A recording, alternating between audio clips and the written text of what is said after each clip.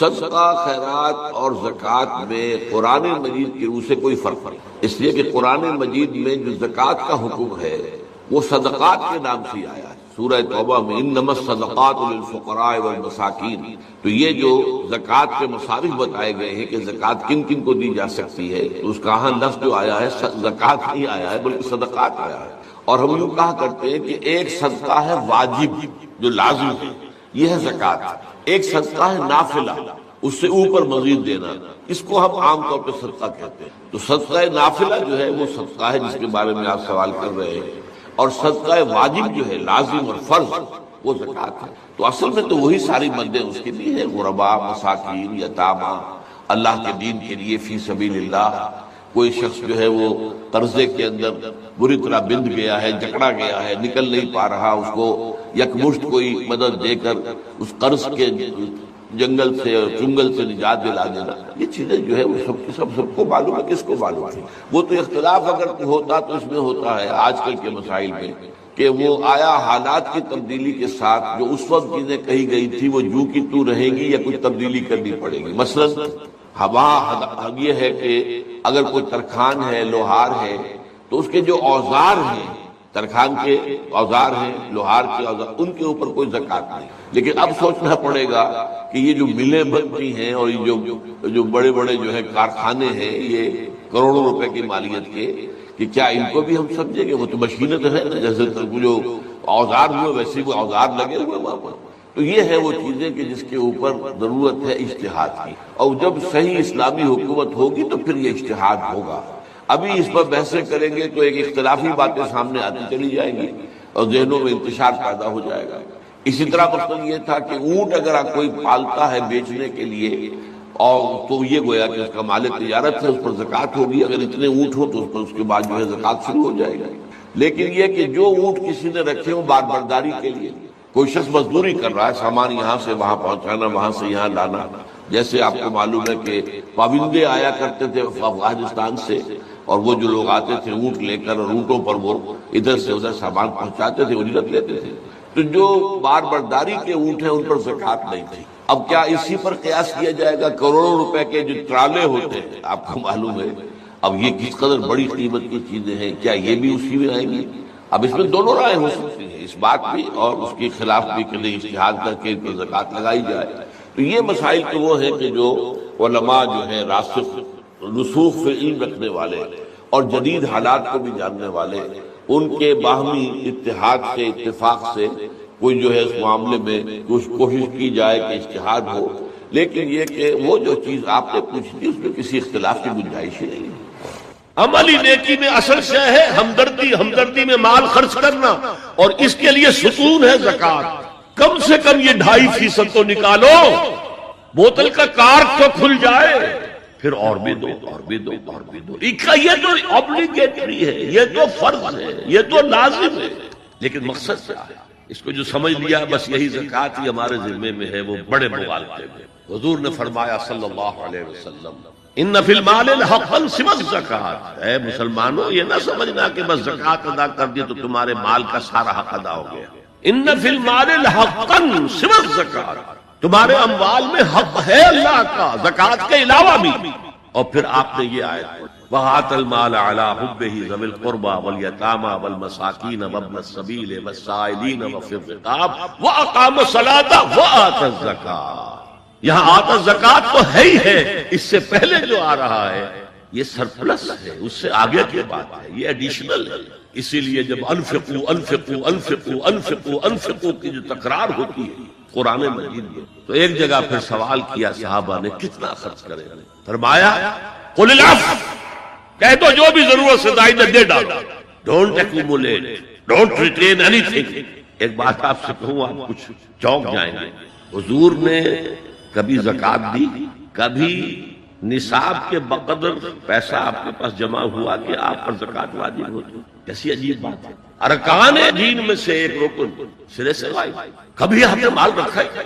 حضور کا اسوہ ہم جانتے ہیں، مسواک کر لی ہے، پانچے جو ہے ٹخنے سے اوپر کر لیے ہیں، یہ اسوہ ہے؟ ہاں ہے، یہ بھی ہے، ٹھیک ہے، سنت ہے، اسوہ تو یہ ہے۔ اور صرف آپ کا نہیں، جنہیں ہم کہتے فقراء صحابہ، ابو ہریرہ، ابو ذر، سلمان فارسی، علی رضی اللہ تعالی عنہ اجمعین، یہ فقراء صحابہ میں سے کبھی کچھ نہیں رکھا اپنے پاس۔ میں نے بتایا تھا آپ کو شاید کہ حضرت علی کی جب شادی ہو رہی تھی حضرت فاطمہ سے کوئی مکان تھا ہی نہیں، کہاں لے کے جائیں؟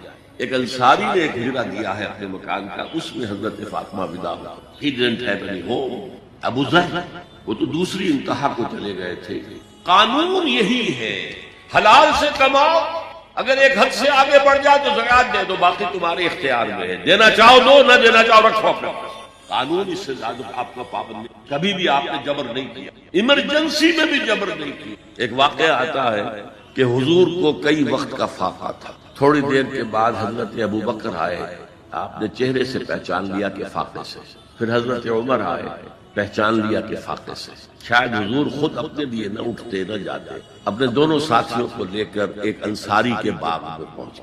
انصاری کی عید ہو گئی، فوراً لا کر اس نے کچھ کھجوریں کچھ انگوروں کے گوشے رکھے، اس کے بعد وہ دوڑا چھری لے کر کسی جانور کو ذبح کرنے۔ یہ ساری تفصیلیں میں کیا بتا رہا ہوں، مال یہ نہیں تھا کہ مدینے میں سبھی فاقے سے تھے، موجود تھے جن کے پاس مال تھا، لیکن جبرن آپ نے کسی سے کچھ۔ جب وہ چھری لے کر چلا، فرمایا دیکھنا کسی دودھ والے جانور کو نہ ذبح کر۔ بہرحال کچھ دیر کے بعد وہ گوشت پکا کر لایا، روٹیاں رکھی، اس کے بعد حضور نے ایک روٹی پر چل بوٹیاں رکھ کر کہا یہ عائشہ کو دے آؤ، اسے بھی کئی وقت کا فاقہ ہے۔ اور پھر حضرت عمر کی طرف رخ کر کے کہا عمر یہ ہے وہ نعمتیں جس کا حساب دینا پڑے گا اللہ کے، فاما بنعمت ربک فحدث، اور یہ جو فرمایا گیا الہاکم التکاثر میں نعمتوں کا حساب لیا گیا، ولا تسألن یومئذ عن النعیم، فرمایا یہ نعمت ہے۔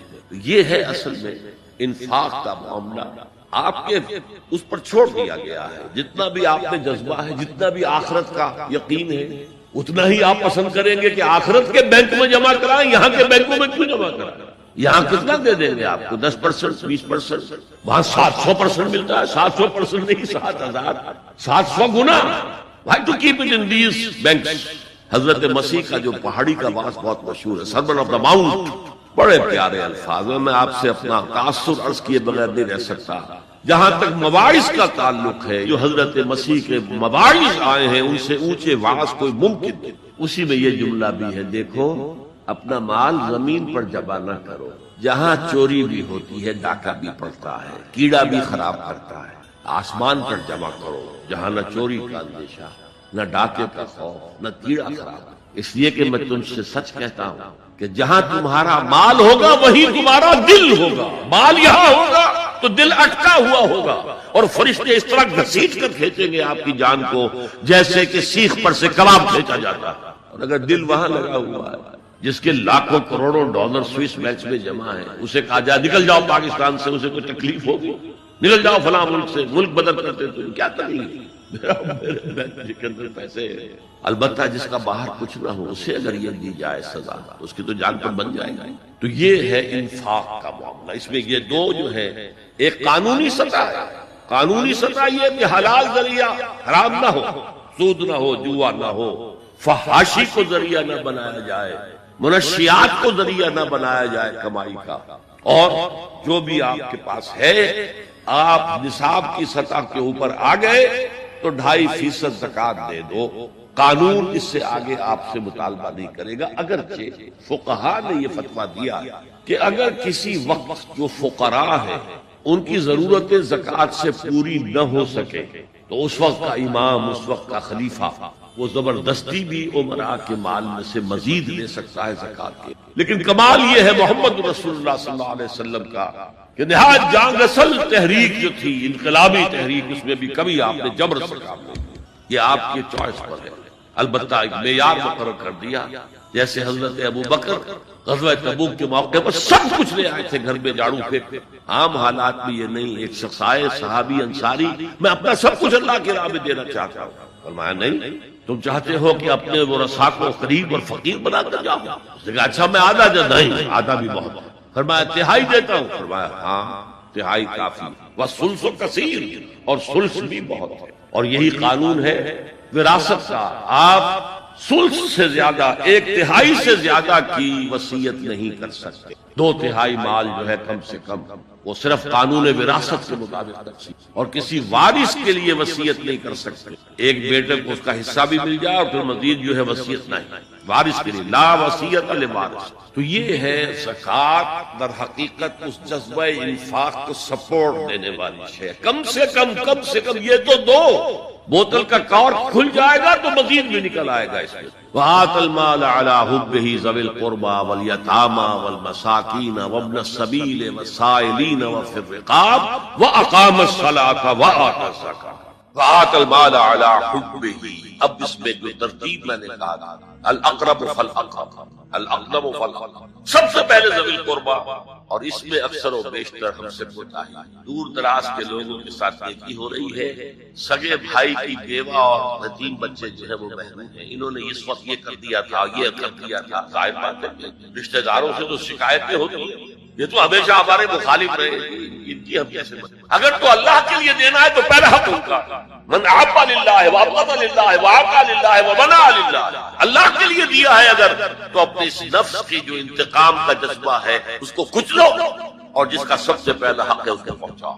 حق بحقدار رسید ذوی القربى والیتامى، جو بے سہارا رہ گئے، باپ کا سایہ نہیں، والمساکین، مساکین کسے کہتے ہیں؟ مسکنت کہتے ہیں، کم ہمت۔ آپ کو معلوم ہے آج کل ایک مرض کہلاتا ہے نیورستھینیا، آدمی دیکھنے میں ہٹا کٹا ہے، صحت مند ہے، لیکن اندر سے اس کی کوئی ہمت ایسے جواب دے گئی ہے کچھ کر ہی نہیں سکتا، وہ ہے مسکین۔ اسی لیے جو فرمایا گیا یہودیوں کے لیے ضربت علیہم الذلۃ والمسکنہ، ذلت کے معنی بھی کمزوری، اور مسکنت کم ہمت ختم، جو اپنے پاؤں پر نہیں کھڑا رہ سکتا اس وجہ سے کہ اس نے وہ ہمت پر وہ بھی مستحق ہے۔ وابن السبیل، اور مسافر، پرانے زمانے میں آپ کو معلوم ہے نہ سرائے تھی، نہ کچھ اور تھا، نہ ہوٹل تھے، پھر اگر کہیں راستے میں چوری ہو گئی، ڈاکہ پڑ گیا تو آدمی جو ہے گھر میں خود ہے، کفیل ہے، اچھا ہے۔ اس وقت کی حالت ایسی، ہمارے ہاں بیگرز نے اسی کو ایک بہت بڑا بہانہ بنایا ہوا، جی میں آیا تھا وہاں سے یہاں سے اور میری جیب پھٹ گئی، سب کچھ چلا گیا، اب مجھے واپس جانے کے لیے کرایہ چاہیے۔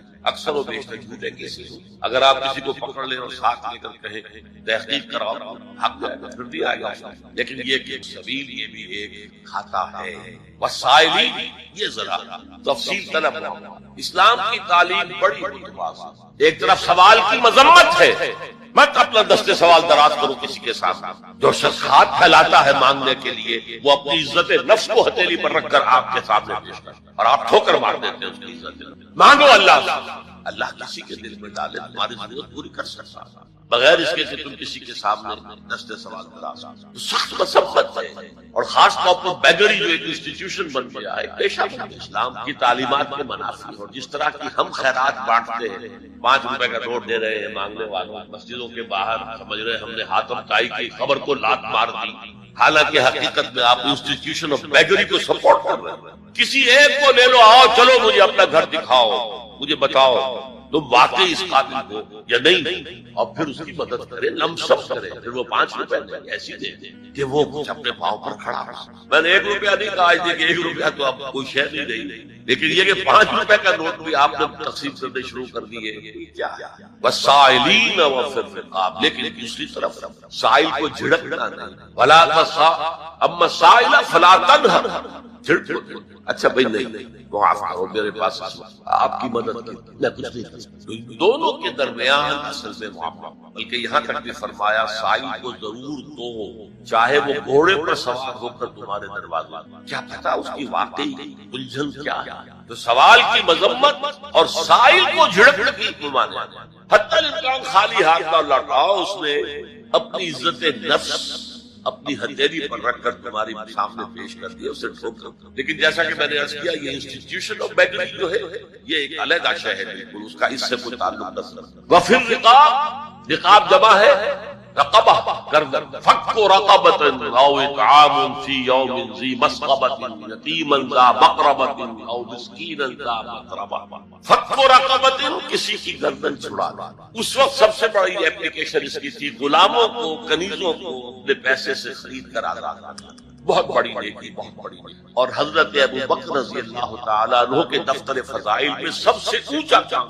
کہ جن غلاموں کو، جن کنیزوں کو ستایا جا رہا تھا، their owners, their masters, ان کے آقا کو حق حاصل تھا، جو چاہے کرے ان کے ساتھ، قتل کرنے کوئی پوچھنے والا نہیں ہے۔ میں پہلے بھی عرض کرتا ہوں، میری ملکیت ہے، جیسے میری بکری میری ملکیت ہے، میں نے اس کو ذبح کیا، گوشت کھا لیا، تو کون ہوتے ہو پوچھنے والے؟ میرا غلام تھا، میں نے قتل کر دیا، تو کون ہو؟ ان کو حضرت ابوبکر نے خرید لیا، آزاد کیا، اور منہ مانگے دام حضرت بلال کے لیے امیہ ابن خلف نے اتنی بڑی رقم مانگی، حضرت ابوبکر نے کہا ٹھیک۔ باپ نے کہا بھی ابو قحافہ نے، ابوبکر کو غلام خریدنا ہی تھا، کوئی طاقتور آدمی جو کام آ سکے کہیں، اس کو خریدنا چاہیے، مجھے کیا پتا ابوبکر کس لیے خرید رہا اور کس کے لیے خرید رہا۔ آج کے دور میں اس کی اپلیکیشن ہوگی، کوئی شخص جو ہے اگر قرض میں اس طرح جکڑا جائے کہ لاکھ ہاتھ پاؤں مارے نکل نہیں سکتا، اس کو کوئی لم سم مدد دے کر اس قابل کیا جائے کہ وہ پھر اپنے پاؤں پر کھڑا ہو، یہ نہیں کہ اسے آپ ہر مہینے کچھ رقم دیتے رہے، اس سے تو اسی پوزیشن میں رہے گا۔ یہ بعض مائنورٹی کمیونٹیز کے لیے معاملہ موجود، کوئی بھائی اگر گر گیا کاروبار تو اس کی پھر ایسی مدد کی جائے کہ وہ پھر آپ کی صف میں آ کر کھڑا ہو، respectable member of your community, وہ اس شکل میں پہنچ جائے۔ یہ بھی فقہ و رقابت اس کی ذیل میں آج کل آئے۔ فرماتے ہیں قال رسول اللہ صلی اللہ علیہ وسلم کل سلامہ من الناس علیہ صدقۃ کل یوم تطلع فیہ الشمس۔ انسانوں کے ہر جوڑ پر ایک صدقہ واجب ہے، ہر روز جو طلوع ہوتا ہے تو ہر جوڑ کا صدقہ۔ یہ انگلی کا جوڑ یہ اگر لاک ہو جاتا، آج صبح آپ اٹھتے ہو یہ لاک ہے تو کیا ہوتا؟ گھٹنا لاک ہو جاتا، کونی لاک ہو جاتا۔ صبح کو انسان اٹھے کہ میں بھلا چنگا ہوں، کل یوم تطلع فیہ الشمس، ہر دن جس میں کہ سورج جو ہے طلوع ہوتا ہے اس میں ہر جوڑ پر ایک صدقہ واجب ہے۔ اس کو شیخ سعدی نے بہت خوبی سے کہا ہے، ہر سانس جب انسان کے اندر جاتا ہے موجب تقویت ہوتا ہے، تو آکسیجن گئی قوت ملی، اسی کو برن کریں گے انرجی ملے گی۔ سانس باہر نکلتا ہے یہ صفائی کا ذریعہ بنتا ہے، کاربن ڈائی آکسائڈ اور بہت سی چیزیں نکل بس بر ہر نفس دو شکر واجب، ہر سانس پر 2 مرتبہ شکر کرنا چاہیے۔ ہر سانس اندر گیا موجب تقویت، باہر بنا موجب تنقیح، لہذا پس بر ہر نفس 2 شکر واجب۔ تقریباً اسی طرح کا یہ معاملہ ہے، لیکن اب یہ کیسے صدقے ہوں گے؟ اس صدقے ہی کے جیسے کہ پہلے آ چکا ہے اسی کی یہ تعریف میں ہے۔ تعدل بین اثنین صدقہ، 2 آدمیوں کے درمیان عدل کراؤ، فیصلہ کرا دو عدل کے ساتھ، یہ بھی صدقہ ہے۔ تعین الرجل فی دابتہ فتحملہ علیہا اور ترفع لہ علیہا متاعہ صدقہ، اور تم مدد کرو کسی انسان کی اس کی سواری کے معاملے میں کہ اسے اس پر چڑھنے میں مدد دو، یا یہ کہ اس کی کوئی چیز اس کا سامان نیچے سے اٹھا کے پکڑا دو، اونٹ پر سوار ہو گیا ہے اب نیچے سے سامان پکڑا رہے ہیں، یہ بھی صدقہ ہے۔ والکلمۃ الطیبۃ صدقۃ، ہر پاک بات جو اپنی زبان سے نکالو گے وہ صدقہ ہے۔ فلیقل خیرا او لیصمت، بات صحیح کرے، اچھی کہے یا خاموش رہے، ہر اچھی بات جو زبان سے نکلتی صدقہ ہے۔ وَبِكُلِّ خَطْوَةٍ تَمْشِيهَا إِلَى الصَّلَاةِ صَدَقَةٌ، اور ہر قدم جو وہ نماز کے لیے جاتا ہے تو اٹھاتا ہے یہ صدقہ ہے۔ وَتُمِيتُ الْعَذَابَ عَنِ طَرِيقِ صَدَقَةٌ، اور راستے میں سے کوئی اذیت شے کو، اذیت بخش چیز کو دور کرتا ہے، کہیں روڑا پڑا ہوا ہے، کہیں کچھ اور ہے، کوئی ٹھوکر کھا جائے گا، ہو سکتا ہے کہ کوئی اندھا گزرے، اس کے لیے کوئی مصیبت ہو جائے، اس کو اگر ہٹاتے ہوئے چلے گئے۔ عالم آخرہ کوئی ہے یا نہیں ہے کیا پتا، کس نے آ کے بتایا مرنے کے بعد؟ زیادہ اس بحث میں نہ پڑھو، یہ عالم دنیا تو ہے نا، اٹس ویری مچ پریزنٹ، زیادہ ساری توجہ اس پر صرف کرو۔ تو خدا کے مقابلے میں کائنات پر توجہ، روح کے مقابلے میں مادے اور جسم پر توجہ، حیات اخروی کے مقابلے میں حیات دنیاوی پر توجہ، یہ ہے اصل میں کرکس آف دی میٹر، اس تہذیب جدید کا خلاصہ۔ اس اعتبار سے میں کہہ رہا ہوں کہ باتیں میری آپ کو تو ایسی لگے گی کہ جو شاید ماحول سے کچھ زیادہ متعلق نہیں، لیکن وہ دین کی بڑی بنیادی بات ہے۔ دیکھیے اللہ تعالیٰ نے جو مخلوقات پیدا کی ہے ان میں ایک تقسیم تو ہو سکتی ہے ذی حیات اور بغیر حیات، جاندار چیزیں اور بے جان چیزیں۔ بے جان چیزیں بے شمار، یہ تمام فلکیات پوری کائنات، یہ زمین، یہ پہاڑ، یہ شجر و حجر، لیکن ایک ہے جاندار. ان جانداروں میں ایک تقسیم ہے. دو کا تعلق غیر مرئی دنیا سے ہے، انویزیبل ورلڈز. فرشتے جو دکھائی نہیں دیتے، ان کی پیدائش ہوئی ہے نور سے. دوسرے جنات جو انسانوں سے پہلے پیدا کیے گئے، آدم سے پہلے. والجان خلقناه من قبل من نار السموم. جنات کو تو ہم بہت پہلے پیدا کر چکے تھے آگ کی نور سے، وہ بھی نظر نہیں آتے. تیسرے انسان اور اس دنیا میں جتنے بھی حیوانات ہیں، ان کا جو مادہ ہے وہ ارض، یہ زمین ہے، یہ مٹی سے بنے، تراب سے بنے، کرسٹ آف دی ارتھ سے بنے. اب ان میں ایک تقسیم ہے. ایک وہ ہے، ان تمام میں شعور تو ہے، حیوانات میں بھی شعور ہے. خود شعوری جسے کہتے ہیں سیلف کانشسنس، یہ صرف تین میں ہے، فرشتہ، جن اور انسان. حیوانات میں خود شعوری نہیں، کانشسنس ہے، سیلف کانشسنس نہیں. دونوں کی بات سے سمجھا دوں آپ کو. میں دیکھ رہا ہوں، آپ مجھے دیکھ رہے ہیں. کتا بھی کوئی یہاں ہوتا تو مجھے دیکھ رہا ہوتا، لیکن کتے کو مجھے دیکھتے ہوئے یہ احساس نہیں ہوتا کہ میں دیکھ رہا ہوں. یعنی کتے کو یہ احساس نہیں ہوتا کہ وہ دیکھ رہا ہے، دیکھ تو رہا ہے، اس کو میں کا احساس نہیں ہے. میں جب دیکھ رہا ہوں تو میں سمجھتا ہوں میں دیکھ رہا ہوں، میں ہوں کوئی شے جو دیکھ رہا. یہ خود شعوری، سیلف کانشسنس. کسی بھی کام کو کرتے ہوئے اپنے وجود کا احساس، میرا فیصلہ ہے، میری رائے ہے. یہ ہے در حقیقت سیلف کانشسنس، انا، سیلف، خودی. یہ حیوانات میں نہیں ہے، یہ ہے صرف ملائکہ، جنات اور انسان. اب یہاں مسئلہ پڑ گیا، بڑا پرپیچ مسئلہ. اللہ تعالیٰ نے پہلے حضرت ملائکہ کو پیدا کیا اور انسانی ارواح کو پیدا کیا نور سے، پھر نار سے پیدا کیا، نار سے، آگ سے جنات کو، پھر مٹی سے بنایا. آدم کا حیولہ، اس میں روح پھونک دی، اب آدم بن گئے. اعلان یہ کر دیا کہ خلافت عرضی جو ہے وہ آدم کو عطا کی جائے. یہ پیچ پڑ پر تھوڑا سا اشکال تو فرشتوں کو بھی ہوا. قرآن میں ہے سورہ بقرہ کے 4 رکوع میں، اتجعل فیہا من یفسد فیہا ویسفک الدماء ونحن نسبح بحمدک ونقدس لک. پروردگار اس آدم کو تو خلافت دے رہا ہے، زمین کے اندر اختیار دے دے گا، یہ تو فساد کرے گا، کوریزی کرے گا. ہم تیری تسبیح و تحمید میں لگے ہوئے ہیں، جو بھی حکم ہو، ارشاد ہو، ہم بجا لاتے ہیں، تو ضرورت کیا ہے؟ اس کا جواب اللہ نے دیا، انی عالم ما لا تعلمون. میری مشیت، میری حکمت وہ میں ہی جانتا ہوں، ضروری نہیں کہ تم اس کو شیئر کریں. لیکن یہ جنات میں سے ایک جن تھا عزازیل. اب دیکھیے کہ جنات کو ایک قرب حاصل ہے ملائکہ کے ساتھ. کیوں؟ وہ نور سے پیدا کیے گئے، یہ نار سے پیدا کیے. کتنا قرب ہے دونوں. انسان پیدا کیا گیا مٹی سے، مٹی انرٹ ہے، آگ بھڑکتی ہے، اوپر اٹھتی ہے، شعلہ زنگ ہوتی ہے، انرجی ہے. نور اور نار کو بڑا قرب. اور عربی کے ایک قاعدے سے تو یہ ایک ہی لفظ ہے، مادہ ایک ہی ہے. حروف علت جو ہے ایک دوسرے کی جگہ آ جاتی ہے، یہ قرب ہے. اگرچہ زمین و آسمان کا فرق ہے دونوں. فرشتہ نور سے پیدا کیا گیا ہے، وہ پاک ہے، وہ اللہ کے کسی حکم کی خلاف ورزی کر ہی نہیں سکتے. لا یعصون اللہ ما امرهم ویفعلون ما یؤمرون. وہ جو بھی اللہ تعالیٰ حکم دیتا ہے اس کی کوئی معصیت یا نافرمانی نہیں کرتا، بلکہ جو حکم لیا جاتا ہے. ذرا سا اشکال ہوا تھا، پوچھ لیا، جواب مل گیا، خاموش ہو گئے بس. لیکن عزازیل نامی ایک جن تھا، جو ایک تو جن ہونے کی نسبت سے فرشتوں سے کچھ نہ کچھ مماثلت تھی، قرب تھا.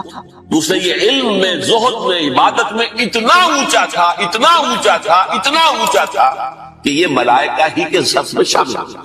اس نے عالم بغاوت بلند کر دی جب حکم دیا گیا کہ سجدہ کرو آدم کو. اب یہ دیکھیے کس قدر یہ اہم مضمون ہے. آپ سوچتے ہیں یہ باتیں آج پہلی مرتبہ اس طرح سنائی جا رہی ہیں. یہ باتیں تو علم میں آتی نہیں ہماری. وجہ کیا ہے؟ آپ کو دلچسپی نہیں ان چیزوں سے. جدید تہذیب نے ان چیزوں کی اہمیت کو زیرو کر دیا. قرآن میں اہمیت کا کیا ہے؟ 7 جگہ یہ مضمون قرآن میں آیا ہے. یہ فرشتوں کو ہم نے حکم دیا سجدہ کرو آدم کو، سب نے سجدہ کیا. فسجد الملائکۃ کلھم اجمعون، سارے کے سارے، کل کے کل، سب نے مل کر سجدہ کیا آدم کو. اللہ کے حکم بھی فوراً تعبیر کر دی. الا ابلیس ابا واستکبر وکان من الکافرین. ابلیس نے نہیں کیا. اسی طرح سے قرآن حکیم سے یہ ثابت ہے کہ بالکل ابتدائی دور میں، جو مکی دور ہے، بالکل اس کا ابتدائی زمانہ، سورہ نون کے آخر میں جو مذکور ہے کہ یہ کوشش کی گئی تھی کہ کچھ ایسے لوگوں کے ذریعے سے کہ جن کی قوت ارادی ان کی نگاہوں میں بہت مرتکز ہو جاتی ہے. یہ عملیات میں ایک خاص معاملہ یہ بھی ہوا کرتا تھا، اور اب بھی شاید کچھ لوگ یہ پریکٹس کرتے ہیں کہ اگر باقاعدہ ریاضت کر کے اپنی نگاہوں میں ایک خاص قسم کی تاثیر پیدا کر لی جائے، بلکہ مولانا امین اصغر اصلاحی صاحب نے اس کا تذکرہ کیا تھا ایک مرتبہ جب زمانہ طالب علمی میں نے 2 تربیت گاہیں منعقد کی تھی اور اس میں درس قرآن مولانا اصلاحی صاحب نے دیا تھا کہ آج کل بھی بعض لوگ یہ کرتے ہیں کہ رات کے پچھلے پہر اٹھ کر نہا دھو کر سفید براق کپڑے پہن کر پھر بیٹھتے ہیں اور کسی بالکل سفید کاغذ پر ایک چھوٹا سا نقطہ لگا دیتے ہیں اور پھر نگاہوں کو اس پر جمانے اور مرتکز کرنے کی مشق کرتے ہیں۔ کتنی دیر تک پلک جھپکے بغیر آپ اس نقطے کو دیکھ سکتے ہیں۔ اگر یہ مشق کی جائے، یہ ایکسرسائز کی جائے، یہ ریاضت کی جائے تو آنکھوں میں ایک ایسی چمک پیدا ہو جاتی ہے کہ اگر گھور کر کسی کو دیکھا جائے تو اس کی قوت ارادی کو آپ مزمحل کر سکتے ہیں، وہ ایک دم دبا ہوا محسوس کرے گا اور آپ کا غلبہ اس کے اوپر ہو جائے گا، نفسیاتی بات۔ اسی طریقے کا کوئی عمل تھا جو نبی اکرم صلی اللہ علیہ وسلم پر بھی آیا ہے۔ لَيَزْلَقُونَكَ یہ آیا ہے سورہ نون کے آخر میں، بِأَبْصَارِهِمْ لَمَّا سَمِعُوا الذِّكْرَ، یہ لوگ چاہتے ہیں کہ اپنی نگاہوں کے ذریعے سے آپ کو پھسلا دیں، آپ کے قدم ڈگمگا دیں، آپ کی قوت ارادی کو کچل دیں۔ لَمَّا سَمِعُوا الذِّكْرَ وَيَقُولُونَ إِنَّهُ لَمَجْنُونٌ، جس وقت کہ سورہ نون کے آغاز میں بھی آیا ہے تذکرہ کہ حضور کو کہا گیا کہ آپ کو جنون کا کوئی عارضہ ہو گیا ہے یا آپ پر کوئی آسیب آ گیا ہے، اور آخری آیت بھی جو ہے وہ آخری حصے میں پھر اسی کا یاد ہے، وَإِنَّهُمْ لَيُزْلِقُونَكَ بِأَبْصَارِهِمْ لَمَّا سَمِعُوا الذِّكْرَ وَيَقُولُونَ إِنَّهُ لَمَجْنُونٌ وَمِنْ شَرِّ حَاسِدٍ إِذَا حَسَدَ، اور حسد کرنے والے کے حسد سے جبکہ وہ حسد کرے۔ اب حسد کے ساتھ ہی نوٹ کر لیجئے اگرچہ یہاں پہ مذکور نہیں ہے، یہ نظر کا لگ جانا، عین العین حق، بعض روایات میں آیا حضور نے فرمایا اس کے اندر اثر ہے۔ انسان کسی حاسدانہ نگاہ کے ساتھ کسی پر نگاہ ڈالتا ہے، اس میں زہر ہے، یہ نگاہیں مسموم ہیں، اس میں زہر ہے موجود، سمی اثرات ہیں اور اس کے اثرات میں پڑتے ہیں۔ اور یہ جیسا کہ میں عرض کر رہا تھا کہ جدید دور میں جادو کے لیے بھی مثلاً حضور کے بالوں کی ضرورت پڑی، اور یہ جینیٹکس کے حوالے سے اور جینز کے حوالے سے بات آج سمجھ میں آ جائے، اس لیے کہ جن ارواح خبیثہ کے ذریعے سے آپ کو کام لینا ہے وہ جادو تو وہاں پڑا ہوا ہے اس کنویں کے اندر، وہ جو بھی تاثرات ہیں انہیں تلاش کرنا ہے، ان اثرات کو اس شخص معین کو، جس شخص معین پر جادو کرنا مقصود ہے، اور اس کے وجود کا کوئی جز جس کے کہ وہی جینز ہوں گے کہ جو ان کے اپنے وجود کے ہیں، ان کے حوالے سے گویا کہ یہ ایک راستہ ہے، یہ اس کی آئیڈینٹیفیکیشن کا ایک ذریعہ ہے۔ اسی اعتبار سے یہ حسد یا یہ نگاہ کا لگ جانا، میں سمجھتا ہوں کہ آج کی فزکس اگر تھوڑی سی بھی آپ پڑھیں تو ریڈیشن نگاہ پار ہو جاتی ہے انسان کی، ایسی بھی تو ریز ہے، ایکس ریز کیا ہے آپ کے وجود میں سے گزر جاتی ہے، یہ ultraviolet infrared rays, یہ تمام کی تمام ایکس ریز، یہ کیا ہے وجود کو ٹھیک سے گزرتی ہے، تبھی تو فلم کے اوپر اثر پڑتا ہے، جو فلم کے پیچھے لگی ہوئی اور آپ سامنے کھڑے ہوئے، آپ کی ہڈیاں علیحدہ نظر آ رہی ہیں اور گوشت جو ہے وہ الگ نظر آ رہا ہے، یہ تمام چیزیں آج سمجھ میں آتی ہیں۔ اور وہ فوٹونز جن کا میں نے ابھی عرض کیا 1 ملین 5 دفعہ کہیے 30 صفریں لگائیے ایک پر تو 1 ملی میٹر کا اتنا وہاں حصہ جو ہے وہ ایک فوٹون ہے، یہ تو وجود کے اندر سرایت کر کے کہیں سے کہیں نکل جانے والی چیز ہے۔ ان ریڈیشن کے حوالے سے ایٹمک ایکسپلوژن جو ہے اس کی ریڈیشن ہے جو آپ کو معلوم ہے کہ جو ذرا ذرا سے حادثے ہو رہے ہیں، چرنوبل میں ہوا ہے، کہیں ہو گیا تھا بھوپال میں، اور اس کی پھر ریڈیشن کے کیا کیا اثرات ہیں وہ شے نظر تو نہیں آتی، غیر پر آج کی دنیا میں جب آپ ای ایس پی کو مان رہے ہیں، ایکسٹرا سینسری پرسیپشن، نہ آپ کے کانوں کے ذریعے سے آپ کو پرسیپشن حاصل ہوئی ہے، نہ آنکھوں کے ذریعے سے، آپ کے سینس آرگنز انوالوڈ ہی نہیں ہے، but you are having perception, extrasensory perception. اسی طریقے سے ٹیلی پیتھی ہو رہی ہے، ایک بات آپ اپنے دل کے اندر، اپنے ذہن کے اندر جماتے ہیں، مرتکز کرتے ہیں، اور جس شخص کے ساتھ آپ چاہتے ہیں رابطہ اس تک اس بات کو منتقل کر دیتے ہیں، یہ سب کچھ کیا ہے؟ اس کے بعد تو اس دور میں بھی اگر کوئی لوگ بات کریں من شر حاسد اذا حسد، اور عقد کے ساتھ اس کو جوڑا گیا ہے، ومن شر النفاثات فی العقد ومن شر حاسد اذا حسد، لیکن محض ردیف یا قافیہ یا فواصل کی رعایت سے قرآن میں کچھ نہیں، وہ اس کا ایک فیکٹر، اس کا ایک عامل ہو سکتا ہے، لیکن محض اس کی بنا پر نہیں مانا جائے گا، تو اس میں یقیناً کوئی اور حکمت ہے، اور وہ حکمت تقسیم کی گئی ہے۔ ہمارے مفسرین نے تو اس کو یوں بیان کیا ہے کہ ایک حسد وہ ہے کہ جو دل میں پیدا تو ہے، آدمی کے اندر ہے، لیکن یہ کہ وہ اس کو یعنی اس کو باقاعدہ کوئی ایک ہمت کے ساتھ اور اپنے ایک عزم کے ساتھ، ارادے کے ساتھ بروئے کار نہیں لا رہا، تو اس حسد کے اثرات نہیں، اس سے پناہ مانگنے کی ضرورت نہیں۔ میں اس کو اس انداز میں تو میرا ذہن سے قبول نہیں کرتا، اس لیے کہ حسد اگر پوٹینشلی ہے اندر تو اس کے اثرات ہوں گے، وہ ریڈیشن تو ہوگی، چاہے اس کا ارادہ ہو چاہے نہ ہو، وہ کیفیات جو ہے وہ اس کے سانس سے، اس کی آنکھ سے، اس کے وجود سے، وہ اندر اگر زہر گھل گیا ہے تو اس کے وجود سے نکلنے والی ساری شعاعیں جو ہے ان کے اندر وہ اثر موجود ہوگا، وہ مسموم ہوگی، زہر ان میں ملا ہوا ہوگا، اس کے اثرات ہیں۔ البتہ یہ کہ اس کے دو درجے ہم قائم کر سکتے ہیں، اور وہ یہ کہ ایک ہے غیر شعوری حسد، ابھی آپ کو اندازہ نہیں، اندر ہی اندر کھچڑی پک رہی ہے، وہ اور بات، لیکن جب یہ اس درجے کو پہنچ جائے کہ شعور کی سطح پر آ جائے، آپ کسی کی برائی چاہنے لگے بالفعل، آپ چاہیں کہ اس کے اندر اگر یہ فضیلت کی بات ہے تو یہ سچ ہو جائے، اس کو پاس اگر یہ نعمت ہے تو یہ نعمت اس سے چھن جائے، مجھے مل جائے، یہی ہے اصل میں جس کو غبطہ اور حسد کا فرق کہا جاتا ہے۔ اور ایک جگہ پر حضور نے ایک حدیث میں لفظ حسد استعمال کیا ہے، لیکن مراد اس سے غبطہ ہے۔ لا حسد الا فی اثنین، کوئی حسد نہیں کیا جانا چاہیے سوائے دو اشخاص سے، ایک وہ جسے اللہ نے علم دیا ہے اور وہ علم پھیلا رہا ہے، تو اس سے بھی اگر حسد پیدا ہو جائے تو کوئی بری بات نہیں، کوئی اچھی بات نہیں، اور ایک یہ کہ کسی کو اگر دولت دی ہے، وہ دولت پھیلا رہا ہے اور عام کر رہا ہے، لوگوں کو اس کے خرچ کے لیے خرچ کر رہا ہے، تو اس سے بھی حسد۔ لیکن یہاں حسد غبطہ کے معنی ہے، غبطہ یہ ہے کہ کسی میں کوئی خیر آپ کو نظر آئے تو آپ اللہ سے دعا کریں پروردگار مجھے بھی یہ خیر عطا کرنا، یہ غبطہ ہے۔ اور حسد یہ ہے کہ اس سے یہ شے چھن جائے، یہ ہے در حقیقت کے جو بری شے ہے کہ کسی نعمت کا کسی دوسرے شخص سے سلب ہو جانا، اس کی خواہش جب پیدا ہو جائے اور جب یہ شعوری سطح پر آ جائے، یعنی ایک ہے اس کا ایک وہ جو جس سے کہ ابھی اتنی اس کی انٹینسٹی نہیں ہے کہ اس سے وہ ریڈیشن ہو، اس کی انٹینسٹی اس وقت ہوگی جب کہ وہ شعور کی سطح پر آ گئی اور انسان جو ہے جل رہا ہے حسد کی آگ میں اور چاہتا ہے کہ یہ نعمت اس سے سلب ہو جائے، یہ فضیلت جو ہے اس سے چھن جائے، تو یہ شے وہ ہے یقیناً کہ اس کے اثرات، اس کو میں اس وقت جدید فزکس کی اصطلاح میں ریڈیشن کے ذریعے سے اس میں لفظ واضح کر رہا ہوں، اس کے اثرات ممتد ہوتے ہیں، اور اس کے شر سے بھی پناہ مانگنے کی یہاں ہمیں تلقین کی گئی۔ تلقین محمد الرسول اللہ صلی اللہ علیہ وسلم کو ہوئی اور آپ کی وساطت سے ہم سب کو ہو رہی ہے۔ قل اعوذ برب الفلق من شر ما خلق ومن شر غاسق اذا وقب ومن شر النفاثات في العقد ومن شر حاسد اذا حسد۔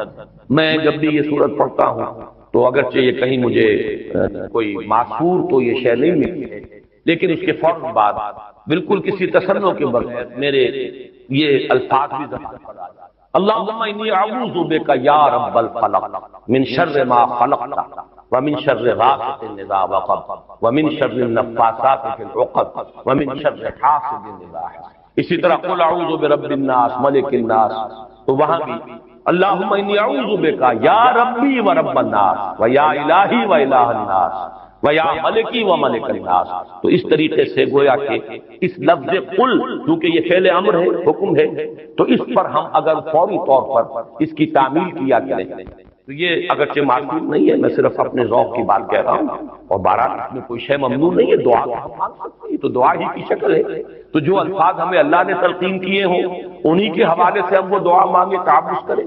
قل اعوذ بک، قل کو چھوڑ دیجئے، اعوذ بک اللہم انی اعوذ بک یا رب الفلق من شر ما خلقت۔ اب یہ خلقہ کی بجائے مخاطب کیونکہ ہم کر رہے ہیں اللہ من شر ما خلقت، آگے جن کے تو الفاظ رہیں گے ان میں کوئی تبدیلی کی ضرورت نہیں ہے۔ مولانا محمد قاسم نانوتوی دیوبند کے مؤسسین میں سے، مولانا رشید احمد گنگوہی اور مولانا محمد قاسم نانوتوی رحمہم اللہ، یہ دو ہیں اصل میں، یہ دارالعلوم دیوبند کے مؤسس، اس کی ابتدا کرنے والے، ان کے شاگرد شیخ الہند، ان کے شاگرد علامہ شبیر احمد عثمانی، تو انہوں نے یہی الفاظ لکھے ہیں کہ استاد الاستاذ نے جو بات لکھی ہے وہ میں بیان کر رہا ہوں۔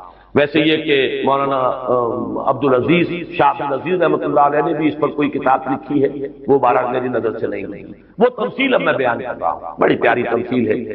انہوں نے تمثیل یہ دی ہے کہ اگر کوئی باغبان یا کوئی اور کھیتی کرنے والا جو ایک پودا لگاتا ہے، کوئی فصل ہے اس کا، کوئی ایک جو ہے بیج یا دانہ پھوٹا ہے، اب اب یہ جو پودا ہے باغبان یہ چاہتا ہے یہ پروان چڑھے، پھلے پھولے، اسے کوئی گدن نہ پہنچے، کوئی نقصان نہ ہو، اس کی حفاظت کا بندوبست کرے گا تاکہ جس کام کے لیے یہ پودا لگایا وہ مقصد حاصل ہو۔